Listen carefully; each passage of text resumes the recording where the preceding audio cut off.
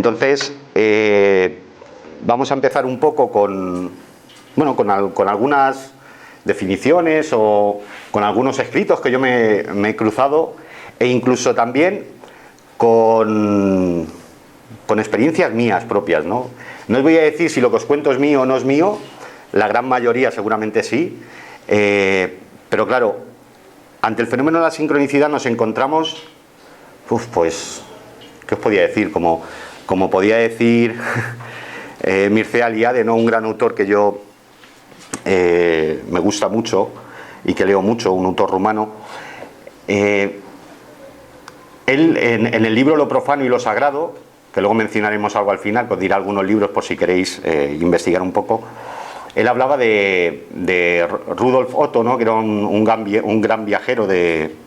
Lo único malo es que estuvo relacionado con los nazis, ¿no? Pero fue un gran aventurero, y copié alguna frase de él que era muy curiosa, que decía: ¿qué es lo que sentimos cuando nos enfrentamos a lo sagrado, ¿no? A lo espiritual, a lo mágico, ¿no?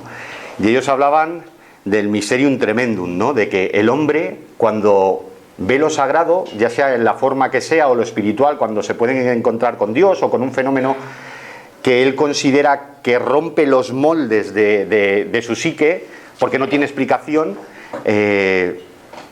se atormenta por una parte, ¿no?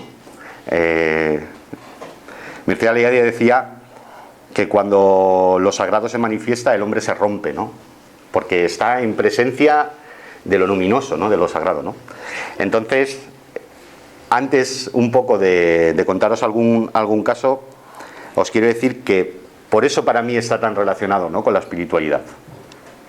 Porque si tienes suerte, a lo mejor como me ha podido suceder a mí, de en tu vida que se te presenten sincronicidades o vivirlas, o que se te manifieste el destino, o que, no sé, descubras esa realidad velada un poco que decía Españat, o descubras esa urdimbre que decía Ros Carballo, ¿no?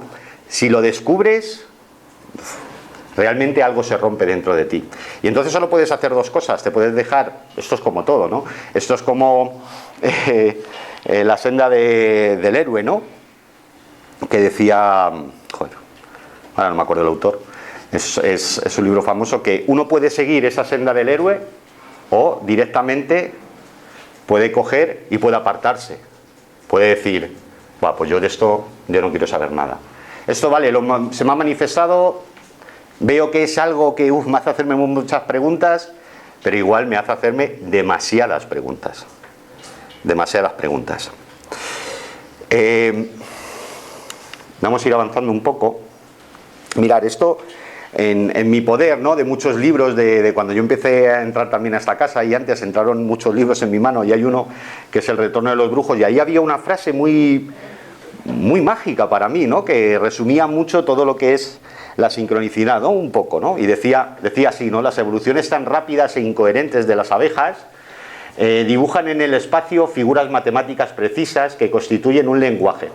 Algún día escribiremos entre todos una novela en la que todos los encuentros de un hombre en su existencia, todos los encuentros, esto luego veréis que tiene relación, efímeros o importantes producidos por lo que llamamos casualidad, entre comillas, o por la necesidad, dibujen también figuras, expresen ritmos, sean lo que tal vez son.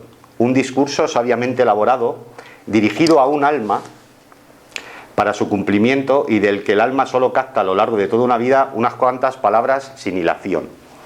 A veces me parece captar el sentido de este ballet humano a mi alrededor, adivinar que alguien nos habla a través de este movimiento de los seres que se acercan, se alejan o permanecen. A ver, ¿por qué os traigo esto? Bueno, la sincronicidad, digamos que puede ser lo que nosotros podemos llamar normalmente una casualidad, ¿no?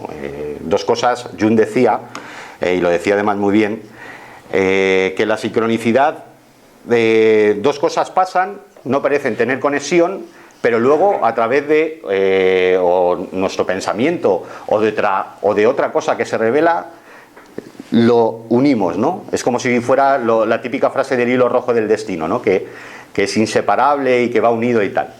Pero fijaos, en cada vida nosotros nos podemos preguntar siempre ¿por qué nos cruzamos con unas personas y no con otras, ¿no? ¿Qué nos aportan esas personas? Y ya no solo qué nos aportan esas personas, ¿qué aportamos nosotros a los demás, ¿de acuerdo? A veces este fenómeno de la sincronicidad, a lo largo de todos estos años de estudio, me ha demostrado que no siempre soy yo el protagonista, sino que yo soy una pieza más de un tablero muy grande, en el que también juego un papel, como un simple peón de ajedrez en una partida, ¿no?, de ajedrez. Entonces, preguntaos eso. ¿Por qué me encuentro con una persona y no con otra? ¿Por qué siento una afinidad con una persona y no con otra? ¿Creéis siempre que todo tiene que ver con algo químico del cerebro o pensáis que hay algo mucho más profundo, ¿no? Cuando vamos descubriendo a lo mejor que esa persona que hemos conocido, pues jolines, ha tenido una importancia muy visible en mi camino, en una etapa vital para mí ha sido muy importante, ¿no? ¿A dónde nos conducen las intuiciones, ¿no? La intuición también yo creo que juega mucho con el destino. ¿Creemos que todo es producto del azar o de la ley de probabilidades? ¿O pensamos que hay un tejido o que hay algo intrínseco dentro de todos esos actos, ¿no?